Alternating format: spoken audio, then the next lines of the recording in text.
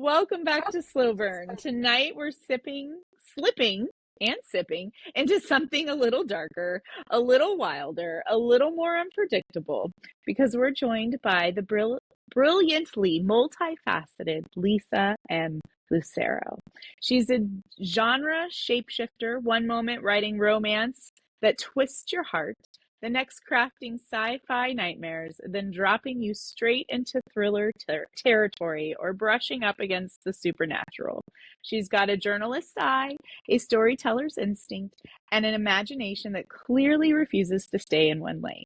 Her worlds are sharp, emotional, eerie, tender, violent, hopeful, all depending on the page. And honestly, that energy is perfect for slow burn. So settle in, dim the lights, because tonight Lisa is joining the PJ party. And we're ready to unravel her worlds, her chaos, her craft, and whatever secrets she feels like dropping into our laps. So let the spiral begin. Good evening, Lisa. Good evening and welcome. So, for starters, we hear that you are also, you're a former Kansas girl. Yeah. We are Kansas girls. So, well, that's cool. Are you a Jayhawk fan or a Wildcat fan? Jayhawk.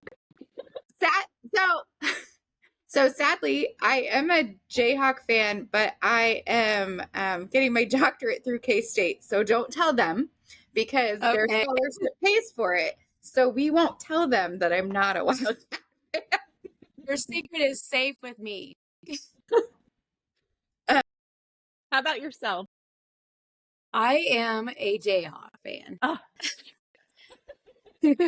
We would have loved you. Rock Chalk Jayhawk. Right? I will say, I'm not big on football, but K-State does excel at football over KU. KU just, they're basketball and that's where they excel and that's where they should just hold on to it. That's their jam. Yeah.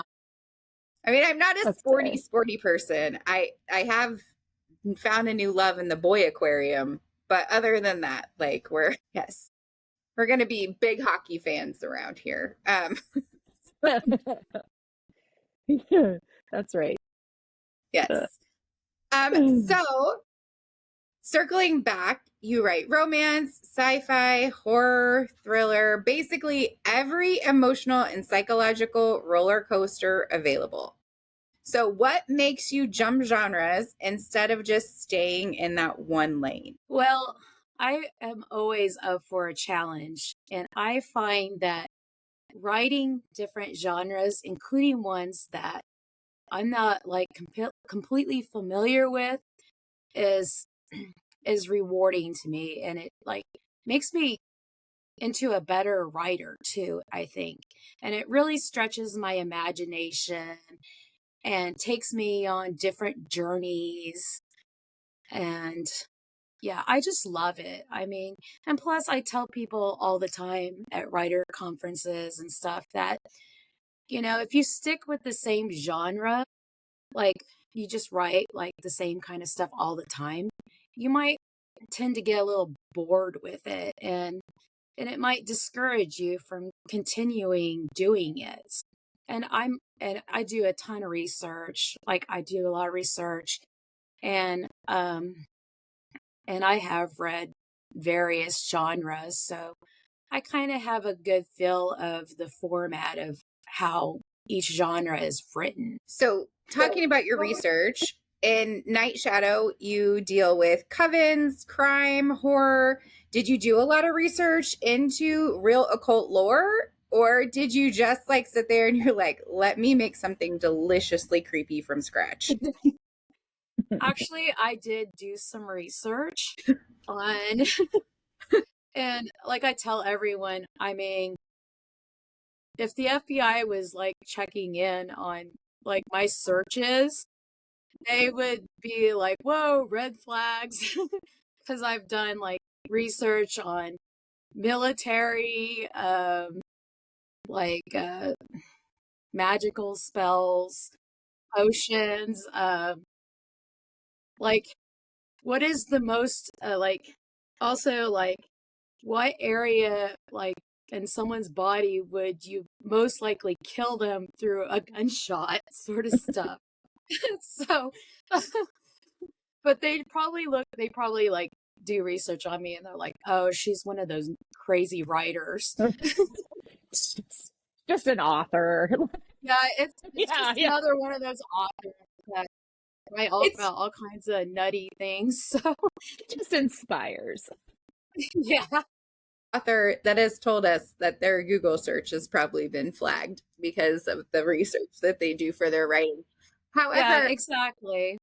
I saw a reel the other day. I don't remember on what social media platform it was, that there was a court case where a woman was murdered and dismembered and her husband was on trial, and the cop was like straight faced reading like his Google search, and it was how to dismember a body. Will bleach clean up blood? Will bleach get blood out of my blankets? Can I my burn God. my blankets and will they still find blood? Well, like, what's the best way to dismember a body? Where can I hide all the pieces of the Oh my body and goodness. not get caught? Like, I mean, it was all like, and then it said, like, and then they talked about specific websites, and he was like, Wikipedia or sciencesomething.com. And I was like, holy shit, dude. Yeah, exactly. This guy couldn't have made it any easier. Like, Yeah. oh my gosh. We did not think you were writing a book, sir. Yeah. I mean, like a couple of years ago, there was like a woman that had murdered someone. I think it was her husband, and she was an author and she wrote mysteries.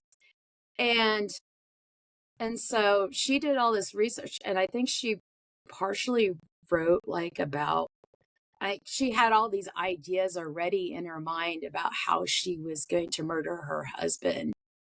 So, but I just thought that was crazy when that came out in the news. I'm like, wow. I feel like the craziest part though is she can probably still write and publish from prison.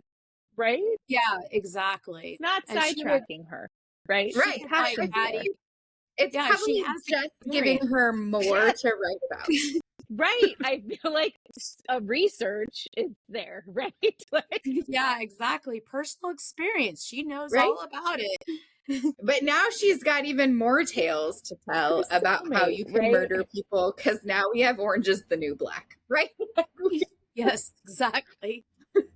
So we Like, well, this just didn't pan have out exactly those the way I pieces together. Yeah. So you were previously a journalist. Yes. Yeah. So how did your reporting on real life crime, the community stories you did, all of the human messiness that is out there, how did that shape the kind of fiction that you write now? Well, I got into journalism first off because I know a lot of prominent authors that started off as journalists, like Mark Twain, Ernest Hemingway, Margaret Mitchell. And I find that journalism like helped me develop my craft, my writing craft, with structure, um, and grammar, that kind of stuff. Also, like you learn like how to be non-biased, and so you learn like different sides. Like, how does a Democrat think? How does a Republican think? Or like, and you interview young people, you interview old people. And so you get a better understanding of like different people, and you're able to like develop their personalities more accurately, and like, and plus you're quoting people, and so that helps with your dialogue as well.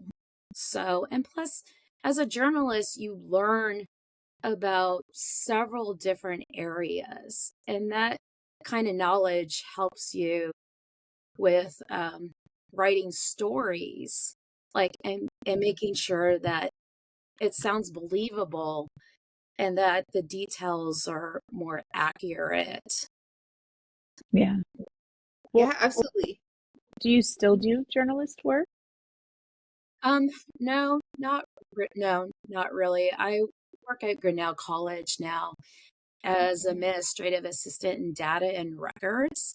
Yeah. And so, but I did write for Grinnell College at first. And What made you stop? What was it, just so you could focus more on your books, or? well, this job that I have now is less stressful, and it's a 9 to 5 type job. And so I have my evenings free and I have my weekends free all the time. As a journalist, you just, I mean, you have city meetings, county meetings, school board meetings, and then you have to cover events and everything. So you're working like almost all day, and then some evenings, or you're working over the weekends. Yeah.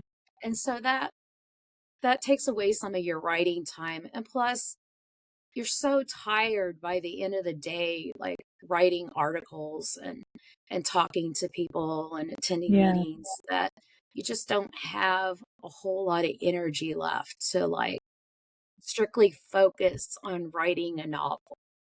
Yeah. Yeah. I could see that.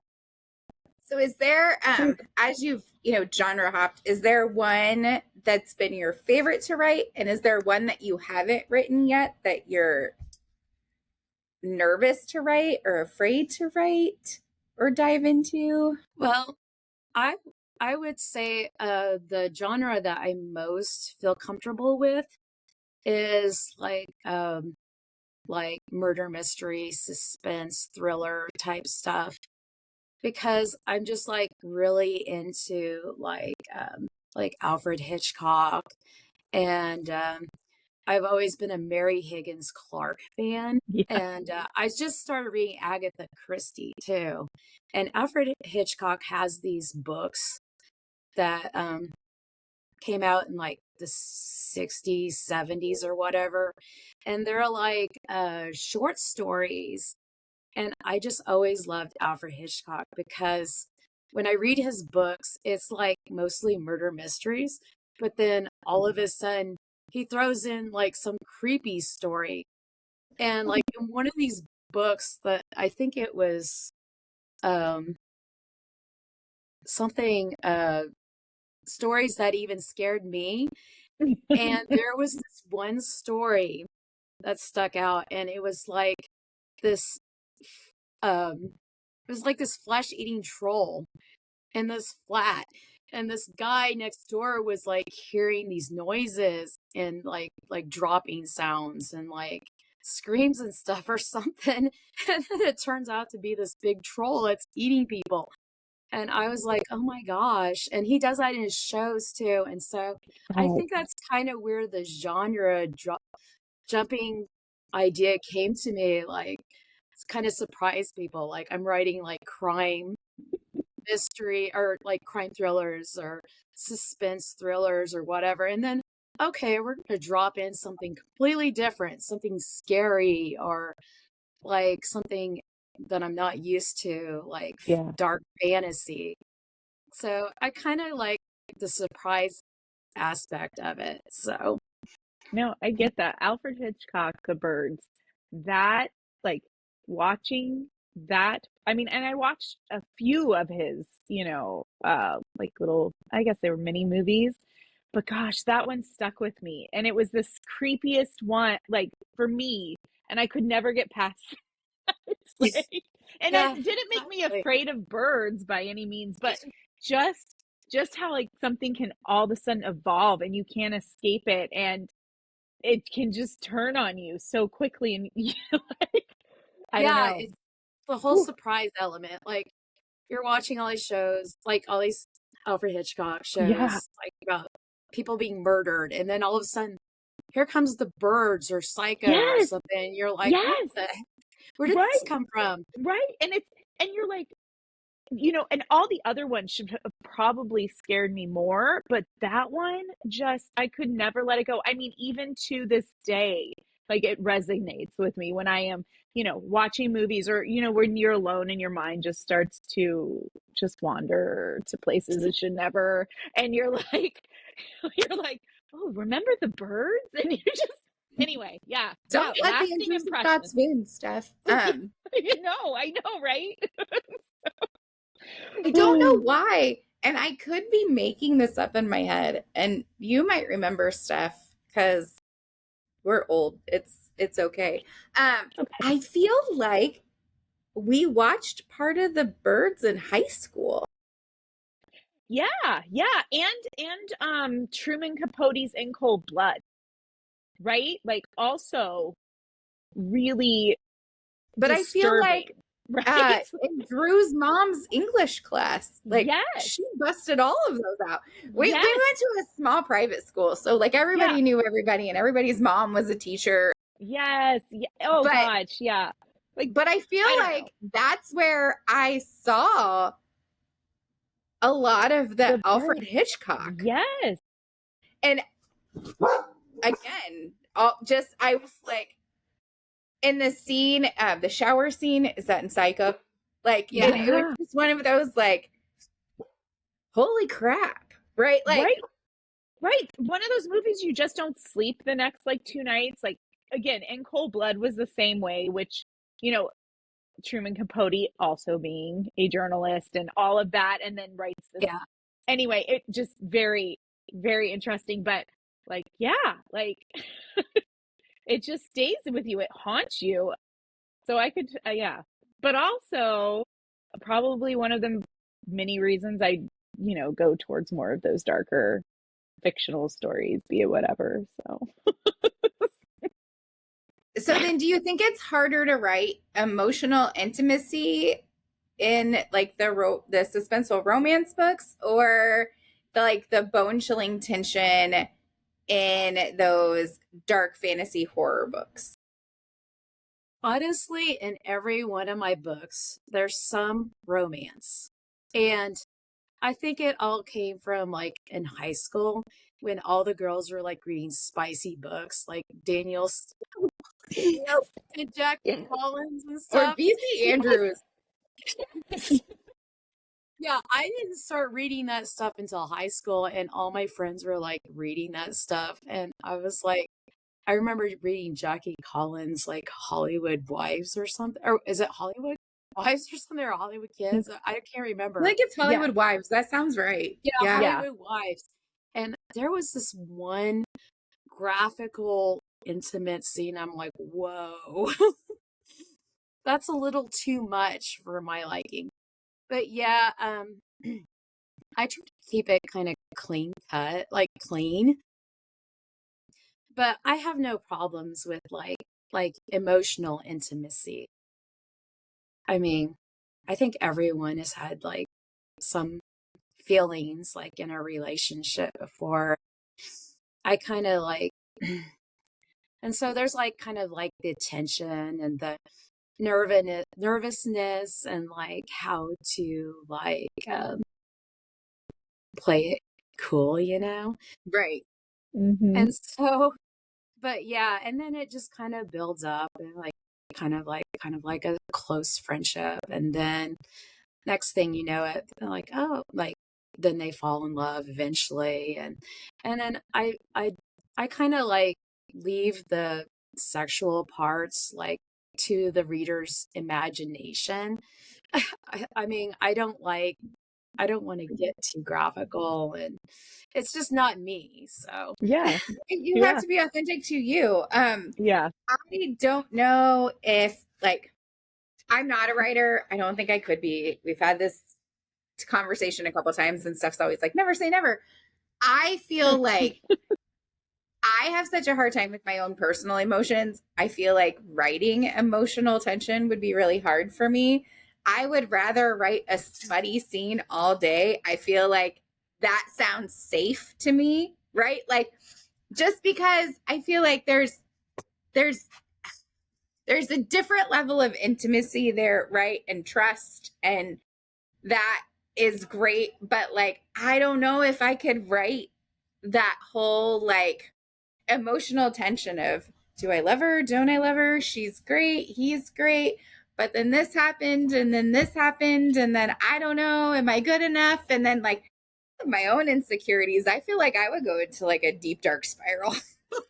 Yeah. I can't do it. I can't.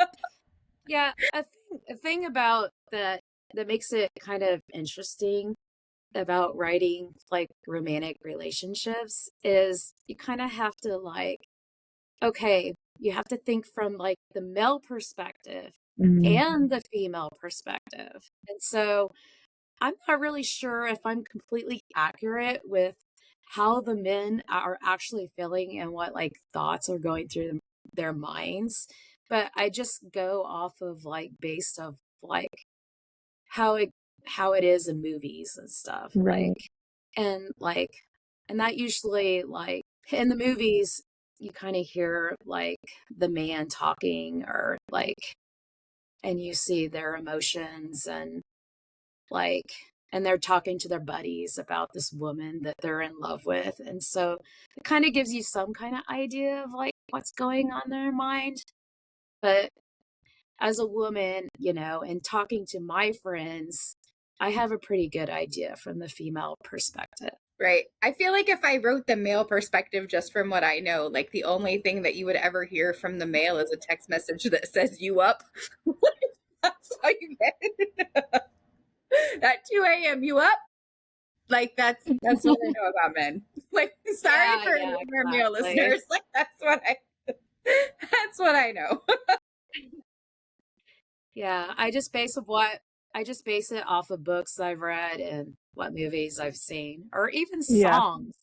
Like men write love songs right too. So I do believe that men have a lot of emotional depth. I do think they do. I just don't think that they want anybody to know that it's there. It's not manly. It's not masculine to have feelings and emotions. It's not cool. It's not, it's whatever. So it's better just to be a dick all the time. It's better to just like say you don't care about anything. It's better to think about guerrilla warfare than it is to think about processing like good or bad emotions, right? Like it's just easier to be like, you know what? I think I just would rather start a war, right? Like, and I'm just basing that off of I had a conversation with like a guy friend recently who was like, you're over here reading these books about, this, and this. And I just read a book about like guerrilla warfare or how to start a war. And I'm like, I mean, they all have their own merit, right? But like, at the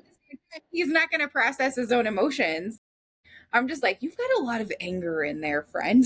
And he was like, I'm fine. Everything's fine. I was like, I feel like it's not. I feel like it's not. I feel like there's a lot of things not fine in this conversation right now. A lot more to this. Well, if you do it like from a realistic point, people aren't going to want to read it. No, we like the fantasy. Like that's the thing. Like I think that's why romantasy is so big right now, because you get these like 7-foot tall fey males that wield shadows that are never going to walk down the street. There's never going to be an Azrael or a Rhysand that comes and knocks on your door. So like you might as well enjoy like that fictional piece of it, right? Like yeah, that's the wonderful thing about fiction. I've seen a lot of like fun things on social media too, and they're like, and it's men wonder why females read so much, and it's like because a man says I love you while Zayden Ryerson said X, Y, and Z, right? And it's this whole long paragraph of it doesn't matter in what lifetime I would find you, and like Malik could take me, and like the whole like profession of like I fell in love with you the first time you kissed me in the snow, and like all the like all the things, and then it's like, and then the man says I love you, but then Rune said this, or Caspian said this, or like Hades said this, and I'm just like, yeah, see, that's, I don't know, like there's something to be said about a man who can sit there and be like, you know what, these are my feels. You made me so mad, I'm just gonna spit them all out. Like this is how I feel right now, and like right, rather than ignore you, right? Like or or tell you I don't like your long text messages. So Right, exactly. Don't like your text messages, so I'm just gonna say you too. Like, Yeah, right? Like, yeah. but I think that's what makes, I mean, I think that's, you're right, Lisa. I think that's why reading has such a huge following, regardless of the genre, right? Like, Yeah. it's falling into whether it's the mystery aspect or the horror aspect of it, or the thriller or the romance piece, or, you know, whatever it is, it's tapping into something that we're not getting, right? That, Well, Yeah. and watching those different memes, right? Like on social media where the husband or the boyfriend is reading these books, right? That have all of the elements in it and that male perspective. And they're like they're freaking out more than, you know, female readers are about it. And you're you're like, oh, maybe they've just never thought about it this way. Like it's very interesting to watch their reactions. Like, wait, what did this paragraph just say? Like, what did let me they do? read it. Break this down for me. How did this happen? And like, you know, and I think that it's neat that the all of these books, right, are creating a conversation amongst everyone, right? One way or Yeah. another. It's creating a conversation. And I think that's neat. So, and But I think good that's for where you're, social media, right? Like, here's social media. I think that's where the thrillers and stuff though come in too, though, because like I'll read those and I'll be like, oh, you're gonna get busted. Like, you can't murder somebody like that. You're gonna get caught. Like, you know, yeah, or if there's a female murderer and, you know, guys reading it and they're like, God, that's ruthless. And I'm like, yeah, women can be more ruthless than men, like, Yeah. and much more, you know, creative with the how, right? Yeah. So, yeah. And so do you have a favorite book you've written? Or one that you prefer more over the others? Like, Well, I would have to say Night Shadow. I really okay. loved writing the magical battles and like people just being invisible and like and just I mean and it was really fun to write about the magic potions and to me it was like I don't know, it really ignited my creativity, to be honest. I mean, I was kind of like, okay, I don't want it to sound exact. I don't want it to sound like Harry Potter or anything, but maybe more like the craft. Right. Oh, yes. we just said the other day, bring back the craft, right? Like, Yeah. Yes. Huge fan. Yeah, and I mean, I was watching The Craft one day and I was like, "Oh my gosh, this is kind of like my book Night Shadow because they're in the woods and they're doing all this like witchcraft and stuff." So I was like, "Oh, I mean, to me it was more like my book is more like The Craft than Harry Potter." And Yeah. but it was a lot of fun to write about. I mean, I really it was the first time I've ever, like, written anything that was, like, fantasy, but it was it's also horror too, but Right. Right. Do you yeah. ever travel for research? Do you ever use it as an excuse to go gallivanting? Well well, I based my Night Shadow off of Salem, which I had actually been to, which actually inspired me to write it. Now, Waves Crashing takes place in, I wanna say Maine? I think it's in Maine or something, but I don't know. It was like in New England, I guess. It was someplace where I have never been to.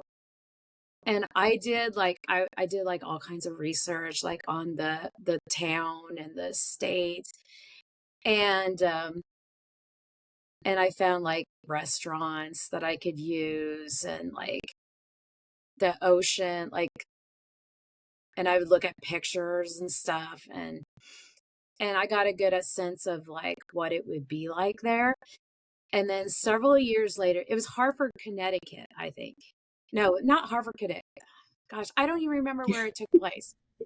Anyway, several years later, I actually went there like we drove through it just for the fun of it. And I was like, this kind of reminds me of what I wrote about, but not like 100%.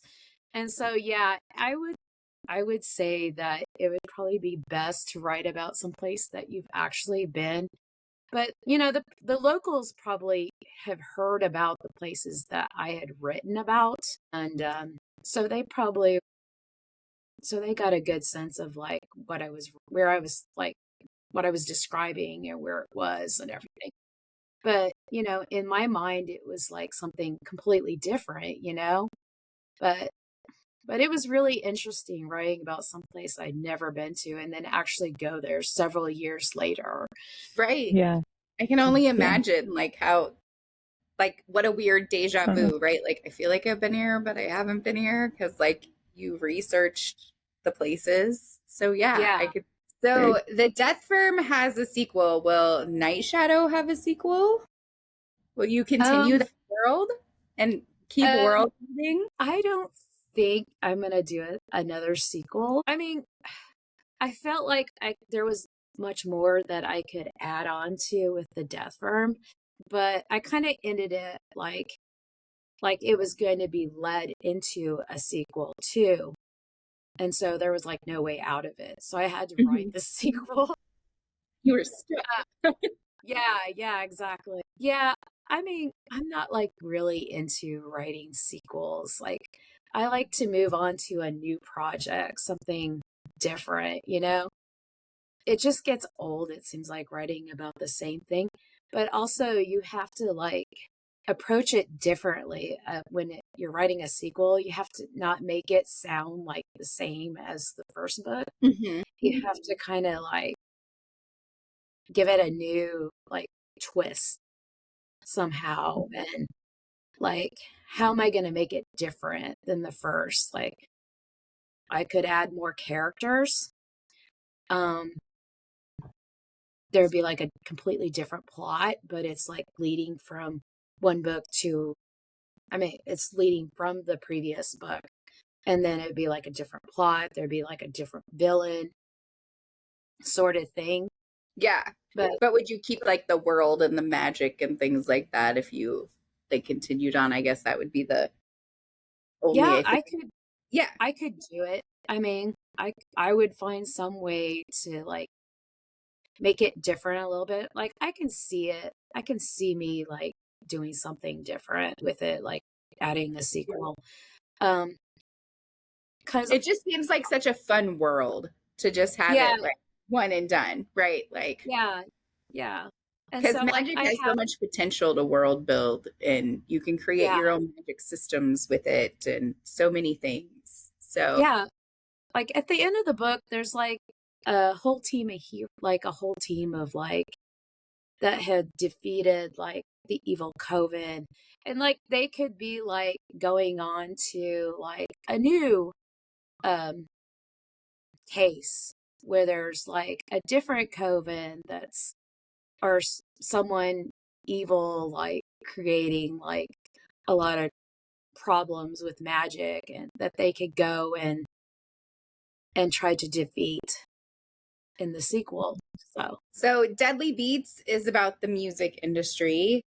So do you have are you doing research in the music industry or do you have experience with the music industry?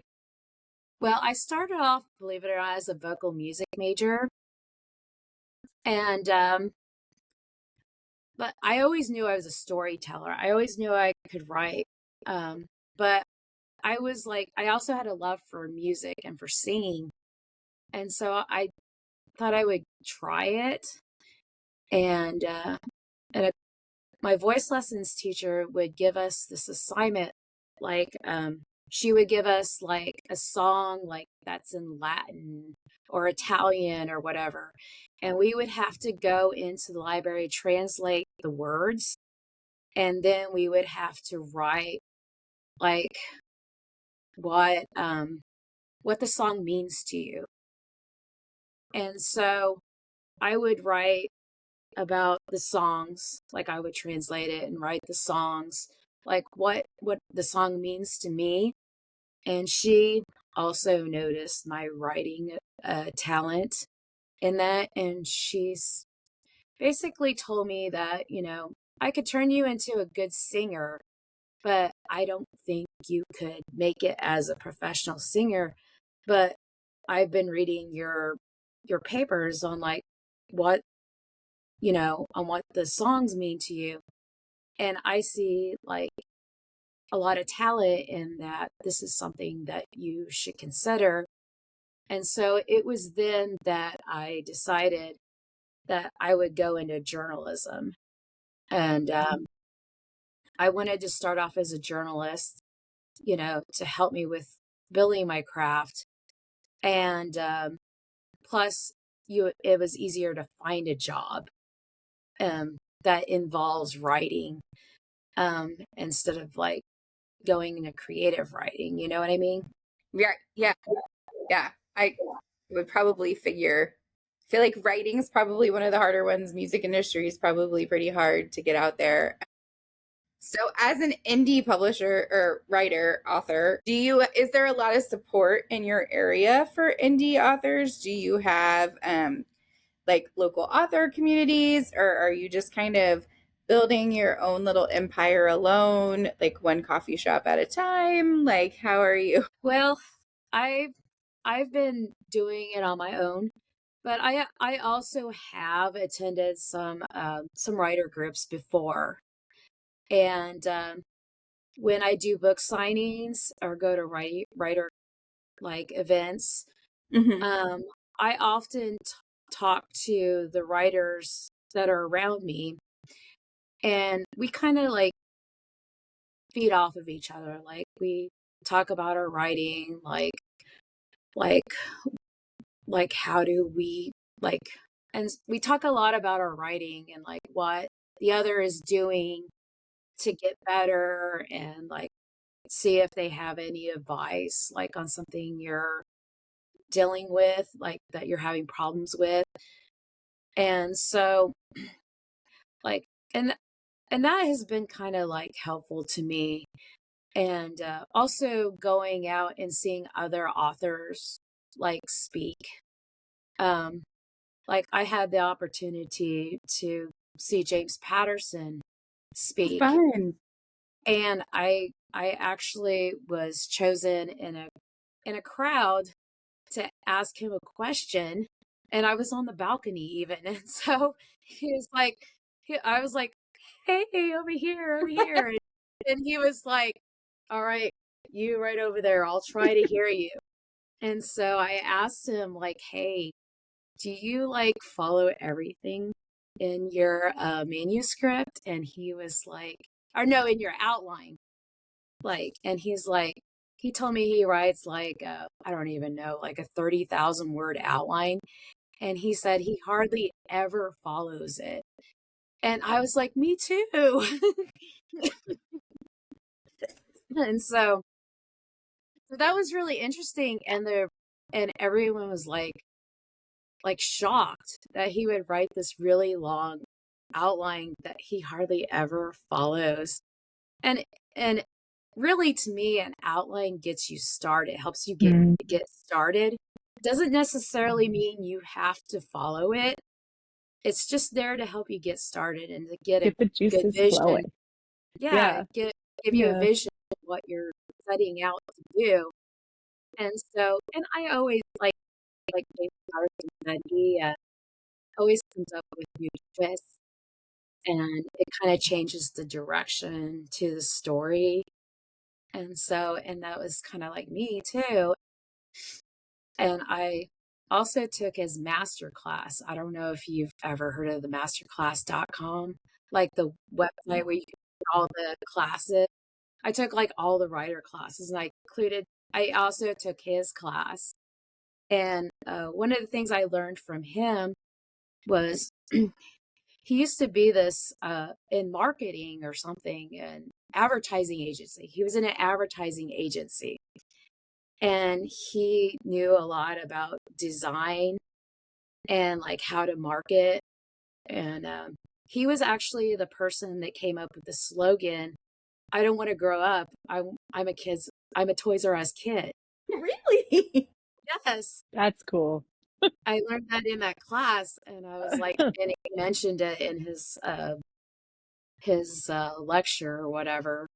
And so I You should, told him, yeah, I design my own covers too, and I learned like a lot about how you like sell your books through design. And so, yeah, and I think my first book was designed by the publisher, and I wasn't, Waves Crashing was my first book. And I wasn't all that thrilled about it. I mean, I told them like what I wanted, but it didn't turn out exactly the way I wanted. And so I was just like, you know what? I'm going to try to design my own covers. And so I use a combination of Adobe Photoshop and Canva to design my covers. And it was really interesting. Like the writers conference that I was a part of, like a couple months ago, I had 3 writers come up to me and they were like, man, I don't really like the cover designs that my publisher came up with, but I really like yours. that's And cool. so, yeah, I was like, yeah. And so I told him, yeah, this is what I do to design my covers and I'm happy with what comes out, and it's like how I envision it to be. I mean, how is the publisher going to know exactly what you want the cover to be? Hmm. Right. That's a hard And it's vision to so hard to fulfill. like get in your head, Yeah. right? To Yeah, know what that whole piece is, right? Like what you want. yeah, Um, so in the spirit of the holiday season, do you ever read any like holiday related story? Like, do you have to read, like, I try to read at least one like Christmas themed story or one, Halloween themed Winter. story Yeah, or yeah, yeah. wintry or not really. But I am interested in writing like something involving Christmas sometime. And so I'm probably gonna pick up more books on like the Christmas holiday huh? and do like another murder mystery or something That would be involving fun. like taking Yeah. place during Christmas. And That's a I'm big not really platform. Yeah. sure You what could I'm do gonna fun do, things. but I'm currently working on a book called Race for Your Life, or is that what it's called? Yeah, Race for Your Life. And that I was inspired by like 5Ks that I've been doing. I've been doing a ton. And it's basically based off of the Barkley Marathon or something. It's like this really treacherous route where people have to run through like the woods and stuff. And a lot of people don't finish it because, and nobody knows when exactly what time the race starts. It could start at night, it could start early in the morning, in the afternoon.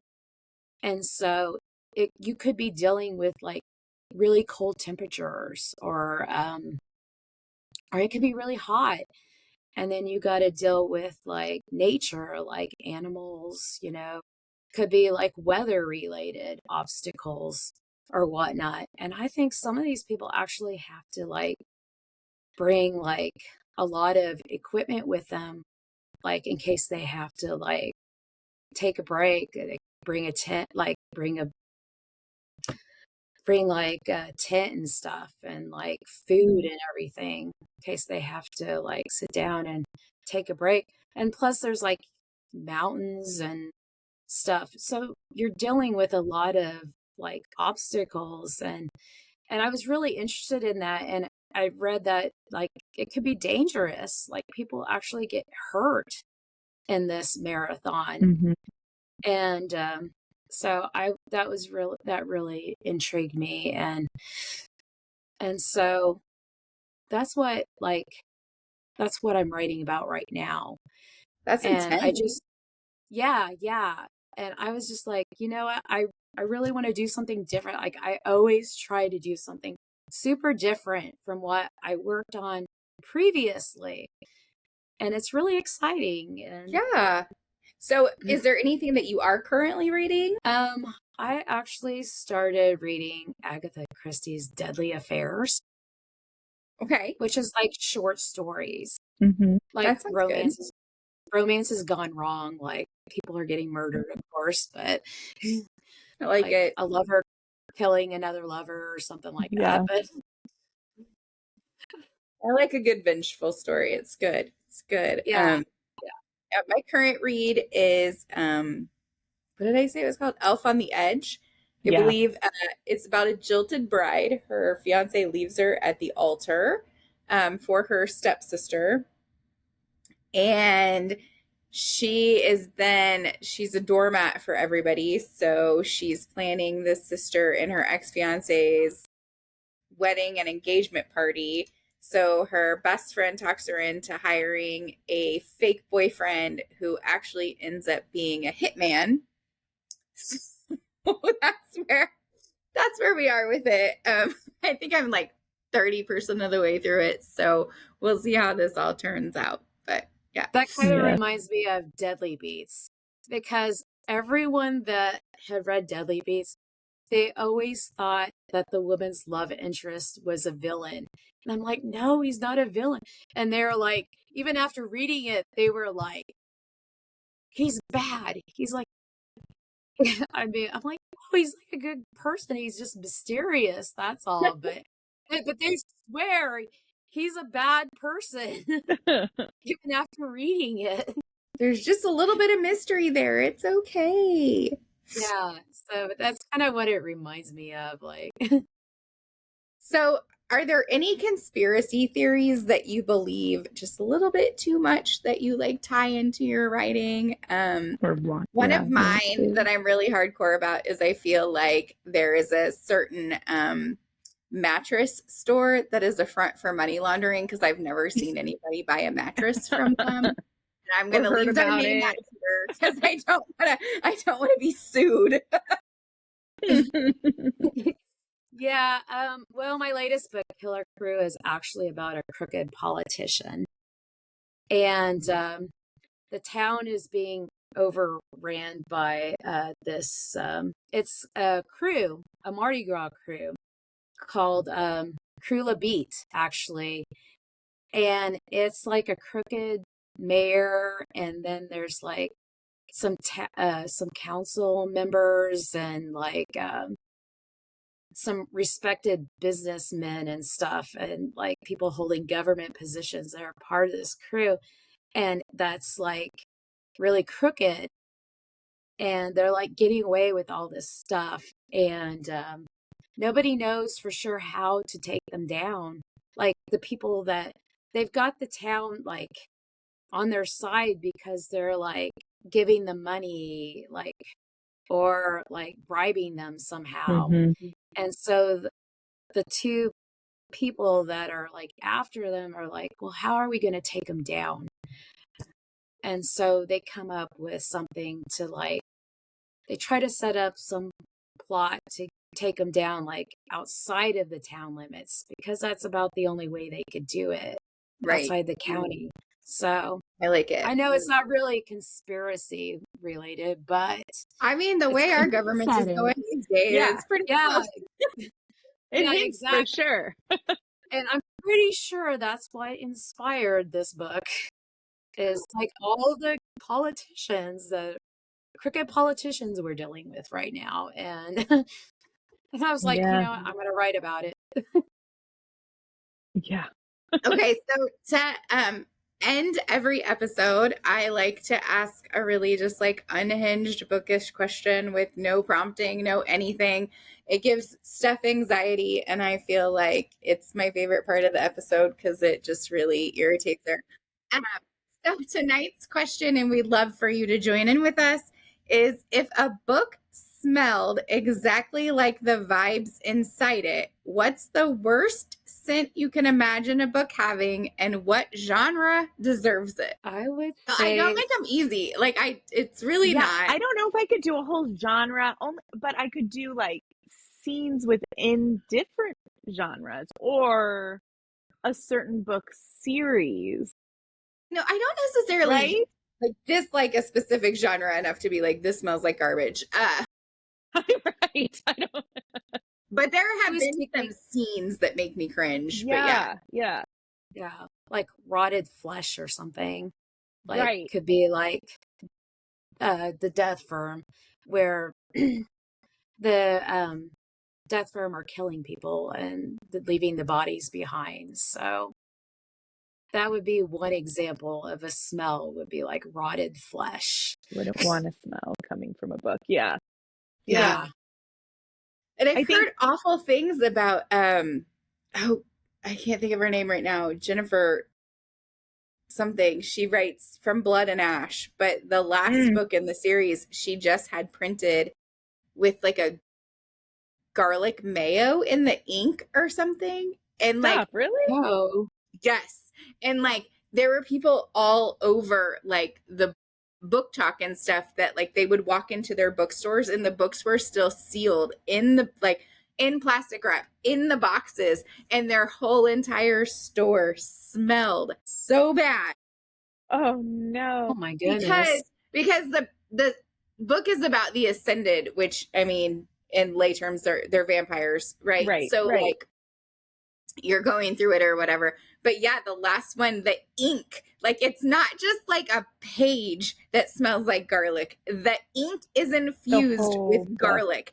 So the entire book smells like garlic. As someone with like sensory issues with smelling, I don't know. I just don't Right? know if I could. That makes me think of this question, right? Like, Yeah, that's a good one. because I mean, Also, that's it was a diabolical. good series, but I feel like that ruins the whole series. But also, you won't forget it. No, right? Right? No, never. You'll never Never. forget the series that Oh, smells man. like garlic. I don't know what I think about when in the Fated Prisoner series, when Rip starts rotting everything and they describe the smell and like how it takes over. Oh, I can tell who's been here. I'm like, not something I would want to.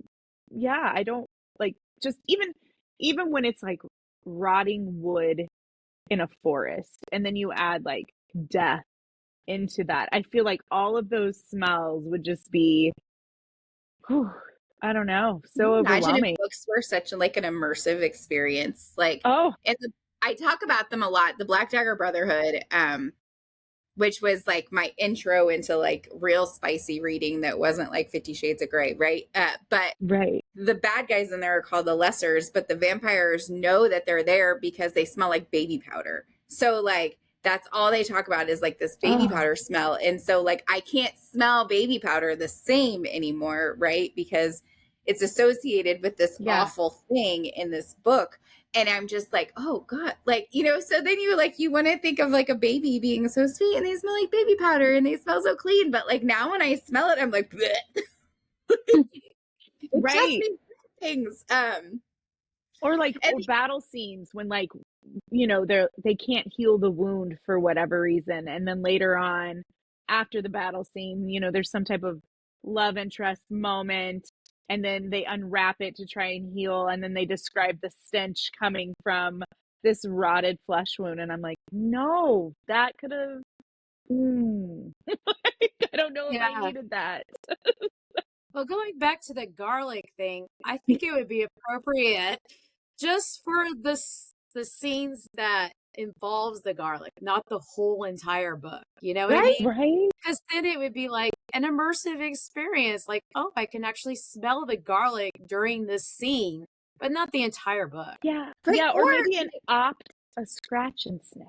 Well, I was going to say, Yeah. we did the Curator's Bazaar sent us Yeah. these wonderful book boxes that had these little cards that had a smell associated with the book. And it was an amazing smell. And I can walk into my office and still smell it. And I picked up the book the other day to put it on my shelf and I could still smell it.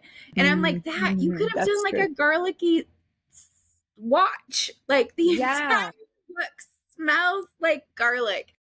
To the point that like people were walking into their bookstores and like wanting to vomit because it was such, a horrible smell. And like she was advertising it on her social with like garlic mayo. And I'm like, I Oh can't man. imagine if you used mayo, because I feel like after a while, if that's truly what they used as like their scent, right? Could Right. you imagine how awful that mayo smell would smell after Right? weeks or months? How it would turn. That's not going to go Yeah. well. That's not. No. It's not going to do good things. The other thing I can think of, like, as far as like bad smells, I've read a few of like my darker romances, right, that take place in like hell or in levels with like Hades and Persephone retellings and things like that. And they're in hell or one of the like offshoot kingdoms of hell or whatever.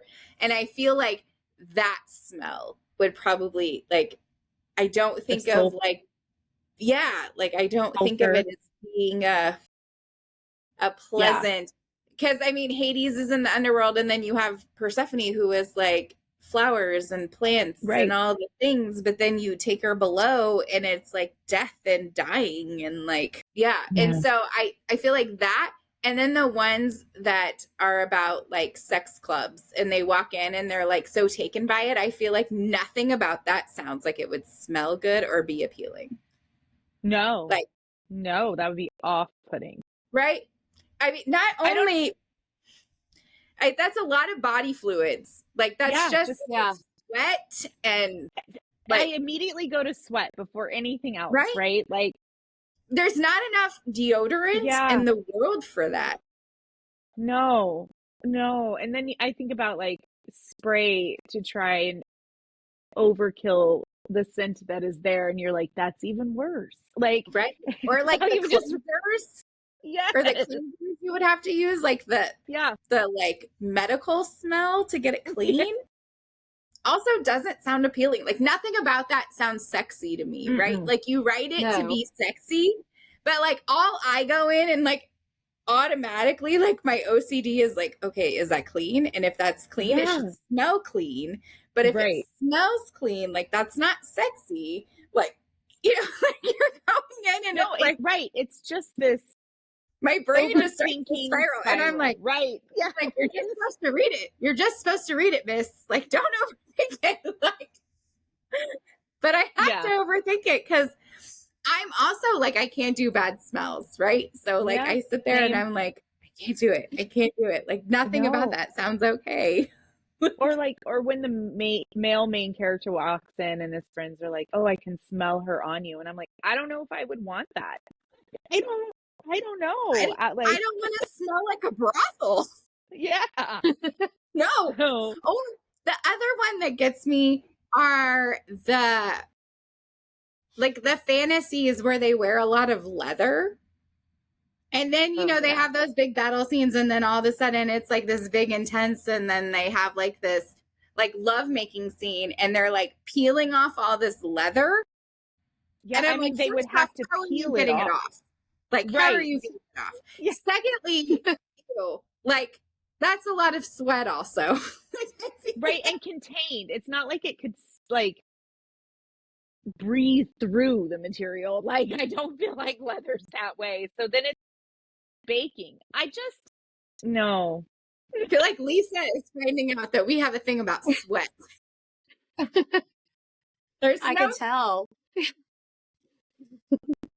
No sweat allowed. I wouldn't blame you, though. I wouldn't blame you, though. It's the same with like the sports romances too, when they're all in the gym or the locker room, and then like the girl walks in to find him, and I'm like, that just sounds awful. That sounds awful. Yeah. A men's locker room does not sound appealing, right? Like, yeah. Also, it could be like mildew scent from the shower or something. Right. Just none of it. Like, I don't know. Like, I automatically go to smell when I think of like these places, and it's supposed to be these like sexy scenes, and all I can think of is that just sounds gross. You just had like 36 sweaty hockey players after a game in there. Like, And then they showered. So then it got like moist and it got hot and like that's worse. Like Yeah, so much worse. Yeah. Smelly socks, Yeah. smelly jerseys. Right? All their pads, like their shoes, their skates. Yeah. Like, No. yeah, I can't. So yeah, we'll just end that on a smelly note tonight. That's it for tonight's spiral. And a huge thank you to Lisa and Lucero for diving headfirst into the chaos with us, for the genre hopping, the storytelling secrets, the dark twists, and the soft moments, and everything in between. She brought the vibes, the brains, and the beautiful madness we live for. If you're still here, you're officially part of the PJ party now, unhinged, overcaffeinated, and emotionally attached to fictional people. Welcome home. We'll see you next time for another descent into delightful disorder. Until then, hydrate, read something dangerous, and stay a little feral. Bye, guys. Cheers.